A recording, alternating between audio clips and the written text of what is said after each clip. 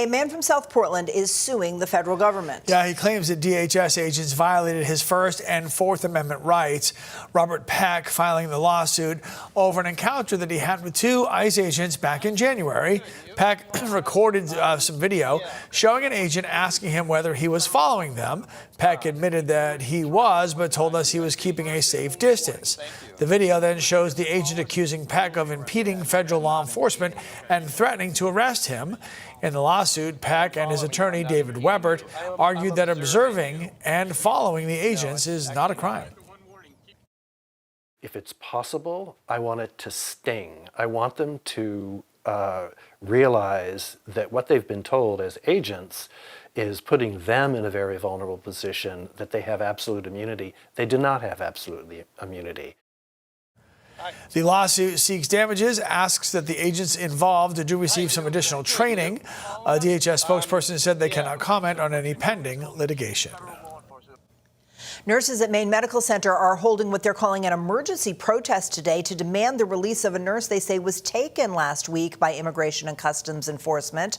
According to the Maine Nurses Association, Deborah Capisha was taken into ICE custody last week while at Logan International Airport in Boston.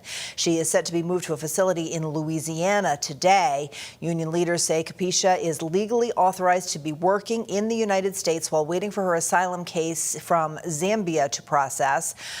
Protesting nurses are demanding Capisha's release and her permanent residency sponsorship from Maine Medical Center. The state of Maine is joining a multi-state lawsuit against the Trump administration when it comes to tariffs. The lawsuit is over the latest round of tariffs implemented by the Trump administration. It claims that they are illegal and they will raise costs for consumers and businesses across the nation. The lawsuit says the administration violated the law by failing to follow legal requirements for implementing tariffs and not giving a strong enough argument for them. Maine Attorney General Aaron Fry says, in his words, the president's repeated attempts to implement tariffs shows both a disregard for the limits of his authority and a lack of concern for those who are actually impacted.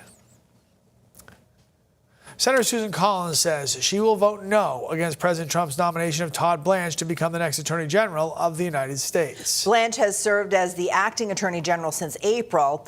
Collins says that while she believes Blanche is a capable lawyer, she also believes the Department of Justice has become too political. She adds she believes Blanche has further eroded the department's independence. Collins says there are 4 reasons behind her decision to not vote in favor of his confirmation. First, he approved of the so-called anti-weaponization fund, which would have paid reparations to people the president believes were wrongly prosecuted by the Justice Department. However, Blanche did rescind the fund in writing on Sunday. Collins' second rationale, Blanche approved IRS audit immunity for President Trump and his family. That's a protection unavailable to other American taxpayers. Third, Blanche pledged to conservative religious anti-abortion activists to halt abortion pill mailings. And fourth, under Blanche's leadership, the Justice Department attempted to indict several Democratic senators for their constitutionally protected speech advising military members that they can resist illegal orders. The Maine Democratic Party responded to the news of how Collins plans to vote. In their words, they said Collins conveniently announced her opposition when Blanche's confirmation was all but assured, despite supporting the president's nominees most of the time.